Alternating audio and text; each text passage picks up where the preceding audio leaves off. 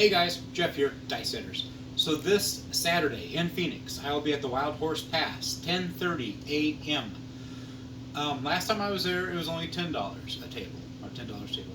$10 was the table's minimum. So hopefully it'll be the same this time. Maybe they might make it 5. Yeah, I doubt it. But we'll be there. Hopefully all you people will be there as well. Hopefully we can sit there and fill up the whole entire table with nothing but Dice Setters. Wouldn't that be nice? I have something I've got to set up for you guys. There's baseball. There's people that watch baseball. I am one of them. There's people that go to the games. I am one of them. There's people that really get into the game. They take out a piece of paper and they mark down everyone's name and everything else. They have little, I don't know, it's like bowling. I wish I was there. It looks interesting. It looks like a way you can really look at the flow of the game, seeing how they match people up, seeing how they make changes so that a lefty will be against a righty, and things like that. There's just so much more to baseball when you see it on paper. When you see, well, this person, you know, the average odds are, so that's why we placed them here. Average are, you know, and that's what you see in baseball. So I want to show you that same thing, that same strategy. I want to show you that same strategy in craps. The biggest problem I have with craps is when I'm not rolling, when I'm not in control. The next person is due up. You sit there and think to yourself, well, last time they did pretty good. You sit there and put your money out there, the very first roll after setting the point is a 7. And you're like, well, thanks. Thank you. I've done the same. Not on purpose, but it happens. Or you sit there and go, that guy was horrible this time. Last time I'm not going to sit there and do it. So you don't put your money down the table and he's 40 or 50 rolls. And you're just like, what on earth? It's like the opposite. If I put money here, I'm going to lose it. If I put money here, I'm going to lose it. Let's try to sit there and wrangle all that up and try to help you with that. I am going to be playing the don't pass because I am not going to be rolling this time. I have a random roller. It's going to be a $10 bet because on Saturday we're going to be at a $10 table. $2 for the dealers.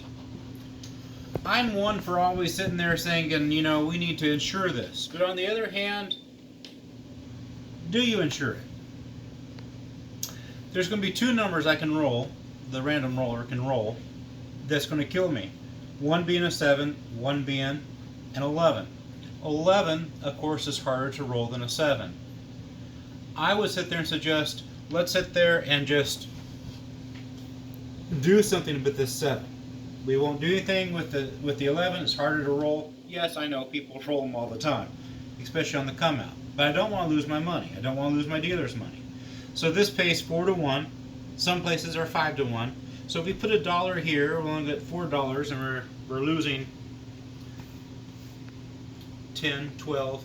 So let's just put $2 there. It's insurance, I understand it, but we don't want to keep on putting more and more money on the table because it ruins the effect of the strategy. So, $10 table, $10, that's the dealers. That is my money, my insurance money in case of the random roller rolls a 7. If they do, it's okay. We have a 5. So that one there showed I did not need to have that insurance money. I think it's just going to be completely up on you whether you want that insurance money or not. So it was a 5. We're going to set it on 5. If it were the 6 or the 8, you will pick up your money, pick up the dealer's money, give the dealer their money, and wait until the next roll. 6 and 8 are the most rolled numbers next to 7. But if you put 6 and 8 together, you'll roll more 6 and 8s than you will 7s. But if you go 7 and 6, you'll roll more 7s. 7 and 8, more 7s. But place 6 and 8 together, they will win. So we have a 7. So we won.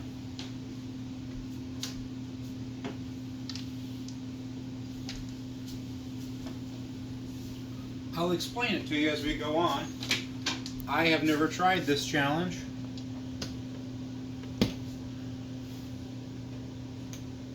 In fact, I didn't want to try it because I didn't want to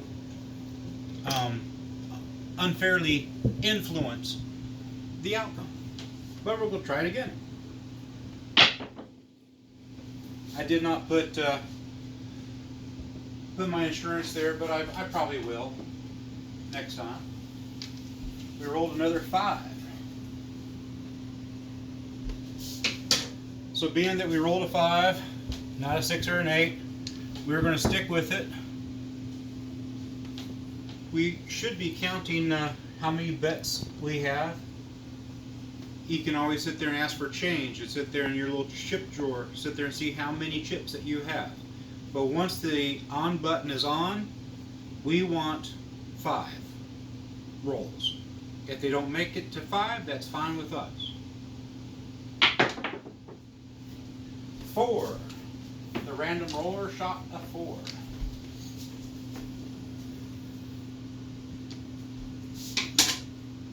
I'll mark the dice as well.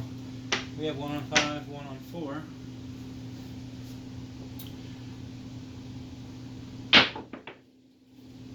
Here was an 8. So I was reading, and I won't tell you where I was reading from because I don't want people to say anything. But what they were saying was that the average roller can only roll 5 times or less before they 7 out. So that's how come once the puck is on, we're going to count for 5. There goes a midnight. The random roller didn't make it to the end of the table. Yeah, no, I dropped it. Once you've reached 5 and you did not 7 out and you did not hit the point, this is where we're going to take our money off and place it on either the 6 or the 8, your preference. But right now our count is only 2. 10.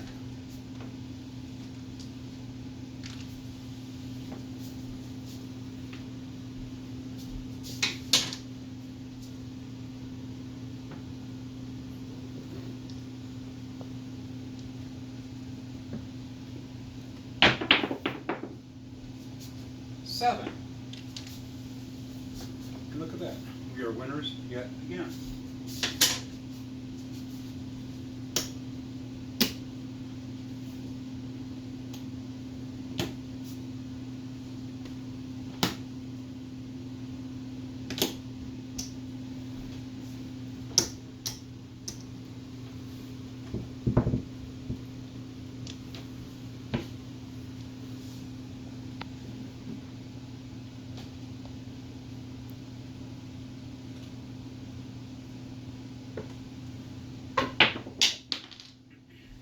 Same dice.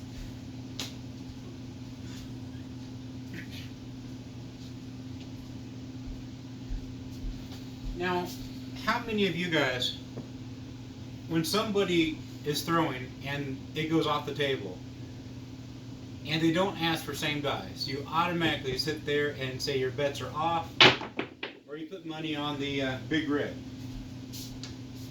8. Or am I the only one that does that?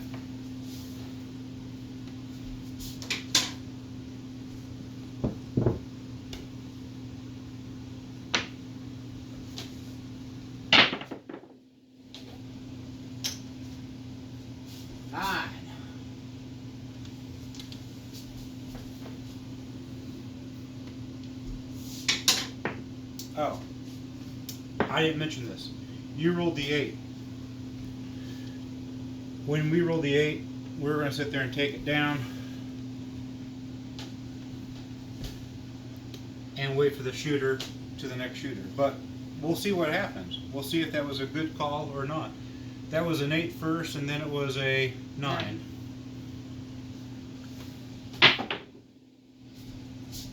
6.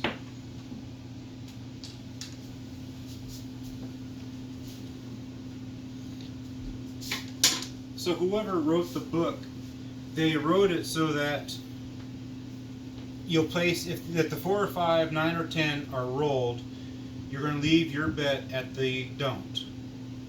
After 5 rolls, what the person that did the book said was to put the money into the come. The shooter rolls the dice. Whatever they hit, you're going to sit there and transfer there. Then they're going to have to hit it one more time. So if somebody took the book and had redid it and said, no, by doing this, you're going to hit the same number twice. Just put it on the 6 or 8. So that was the only difference between the book, the original book, and the person that was showing the original book and making some changes. It's going to be a 10.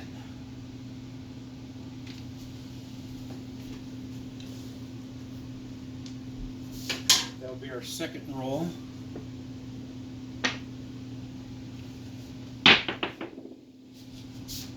Six.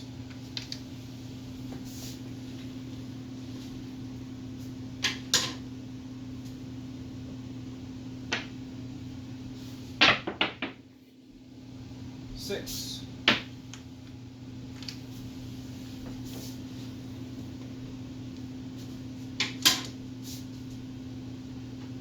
One, two, three, 4. 9.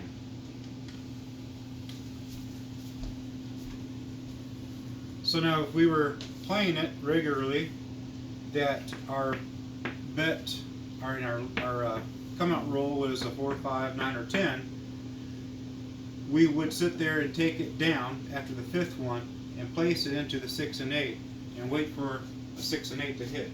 So whichever one you want, the 6 or the 8, not both. But I would, once you determine what number you want for that night, I would stick to that number.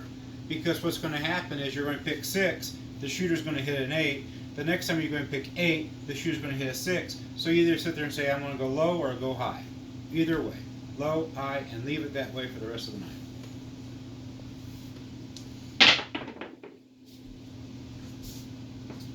5.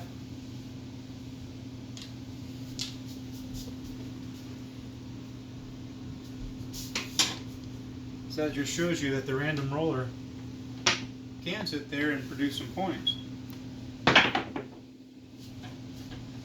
8, which is the point. Let's do one more just to see. That's the dealer's money.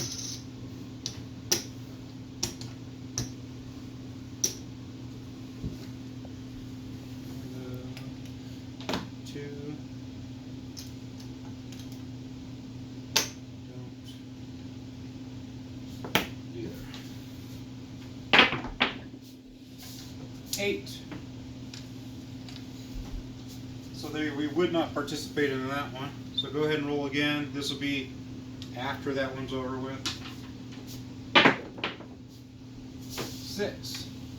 So again, we would pull our money off of the don't.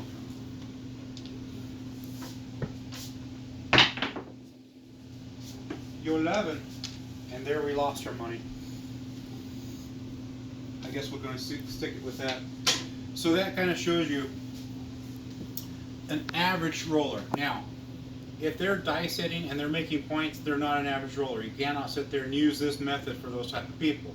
So like Saturday, unless we're just really, really bad, which we hope we're not.